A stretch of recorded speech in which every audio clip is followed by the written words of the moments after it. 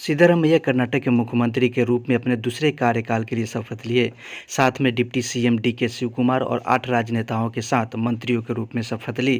कर्नाटक में कांग्रेस पार्टी की भारी विधानसभा चुनाव जीत के बाद मंत्रियों को शामिल किया गया था। यह समारोह बेंगलुरु के कांटेरावा स्टेडियम में हुआ, जिसमें हजारों लोगों ने भाग लिया था। भारतीय लेखक रस्किन बॉन्ड ने the golden years the many joys of living a good long life नामक पुस्तक लिखी है। द गोल्डन ईयर्स किताब हार्पर कॉलिंस इंडिया द्वारा प्रकाशित की गई है और यह 19 मई 2023 को बॉन्ड के 89वें जन्मदिन पर जारी की गई है। दुनिया भर में चाय के लंबे इतिहास और सांस्कृतिक महत्व का जश्न मनाने के लिए 21 मई को एक वार्षिक उत्सव अंतर्राष्ट्रीय चाय दिवस मनाया जाता है। खाद्य और कृषि संगठन के महानिदेशक क्यू डोंग्यू हैं। खाद्य और कृषि संगठन का मुख्यालय रोम, इटली में है और इसकी स्थापना 16 अक्टूबर 1945 को हुई थी।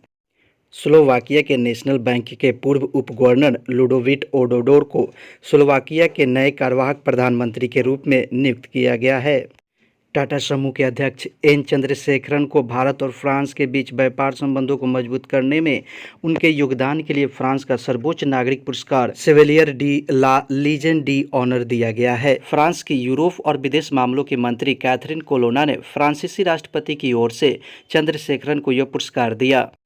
एक्टर शाहरुख खान की पत्नी गौरी खान ने अपनी नई किताब my life in design launch की है। मुंबई भारत की सानिका लहाने को 13 अप्रैल 2023 को आयोजित international glamour project Mrs India 2023 में प्रथम स्थान की विजेता का ताज पहनाया गया। उन्हें miss international world India Shilpa Adam द्वारा सम्मानित किया गया था और प्रभावशाली अभिनेत्री मनीषा लांबा ने ताज पहनाया था। मध्य प्रदेश जल संपर्क विभाग द्वारा दी गई जानकारी के अनुसार केंद्रीय जल शक्ति मंत्रालय द्वारा मध्य प्रदेश को जल संरचनाओं के संरक्षण और संवर्धन में उत्कृष्ट कार्य के लिए राष्ट्रीय जल पुरस्कार 2022 की सर्वश्रेष्ठ राज्य की श्रेणी में प्रथम स्थान के लिए चुना गया है। मध्य प्रदेश सरकार ने मुख्यमंत्री सीखो कमाओ योजना शुरू की है।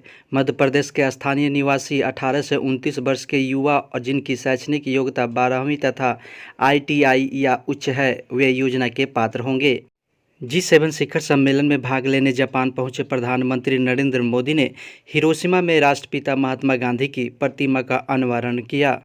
संयुक्त राष्ट्र की एक रिपोर्ट के अनुसार फरवरी 2021 के तख्तापलट के बाद से भारत ने म्यांमार में सेना को $51 मिलियन लगभग 422 करोड़ रुपये मूल्य के हथियार और संबंधित सामग्री भेजी है। IPL के अंतिम क्वालीफाई मैच में गुजरात ने बेंगलुरु को हराकर अपना प्रथम स्थान कायम रखा है। बेंगलुरु के हारने के बाद मुंबई ने सेमीफाइनल क्वालीफाई कर लिया है। विरोध करने वाले पहलवान अगले रविवार को नए संसद भवन के बाहर महिला महापंचायत में भाग लेंगे। इस दिन नए संसद का उद्घाटन प्रधानमंत्री मोदी करेंगे। वैसे राष्ट्रपति को नए संसद भवन का उद्घाटन करना चाहिए, लेकिन मोदी कैमरा प्रेमी हैं, ऐसे चांस हाथ से कैसे जाने देंगे। केआर सर्किल अंडरपास में बाढ़ में कार घुसने से बेंगलुरु के तकनीकी विशेषज्ञ की मौत हो गई है। भुनरेखा के पास से सेंट मार्था अस्पताल ले जाया गया, लेकिन डॉक्टरों ने इन्हें मृत घोषित कर दिया। मुख्यमंत्री सिद्धारमैया ने अस्पताल का दौरा किया और पीड़ित परिजनों को 5 लाख रुपये की अनुग्रह राशि देने की घोषणा की है। बिहार सरकार ने शराब ढूंढने के लिए 60 लाख रुपए का ड्रोन खरीदा था। अब उस ड्रोन को ढूंढने के लिए 200 लोगों की टीम और 3 ड्रोन्स लगे हैं। छपरा में रविवार की सुबह से ही तेलपा और आसपास के दियारा क्षेत्र में ड्रोन की खोज में उत्पाद विभाग की टीम लगी रही है। 4 मई को 60 लाख के फिक्स विंग ड्रोन को छपरा के दियारा इलाके में शराब की तलाश में उड़ाया गया था। इसी दौरान ड्रोन का संपर्क टूटा और लापता हो गया। कई दिनों से इसकी तलाश जारी रही है।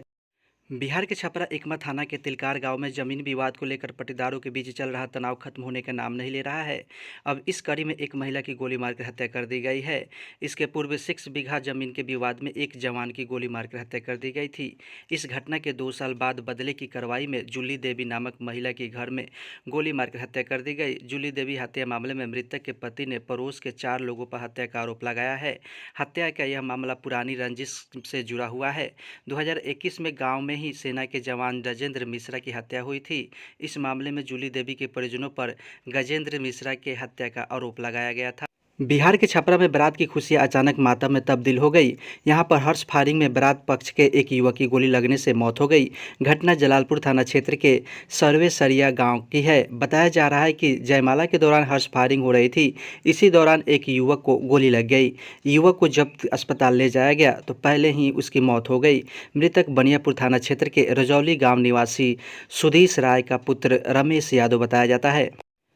मुंगेर जिले के कोतवाली थाना अंतर्गत कस्तूरबा वाटर वर्क्स के समीप संचालित जावेद हबीब सैलून चेयर ब्यूटी पार्लर में तैयार होने गई एक लड़की को अज्ञात बदमाशों ने ब्यूटी पार्लर के अंदर घुसकर गोली मार दी। गंभीर रूप से घायल लड़की को इलाज के लिए सदर अस्पताल लाया गया है। बिहार सरकार के कड़े रुख के बावजूद शिक्षक संघों ने अपने आंदोलन की योजना के साथ आगे बढ़ने का फैसला किया है और नए बिहार राज्य के स्कूली शिक्षा नियुक्ति स्थानांतरण अनुशासनात्मक कार्रवाई और सेवा शर्त नियम 2023 के खिलाफ याचिका दायर की है, जिसके तहत राज्य सरकार की नई भर्तियां करने की योजना है।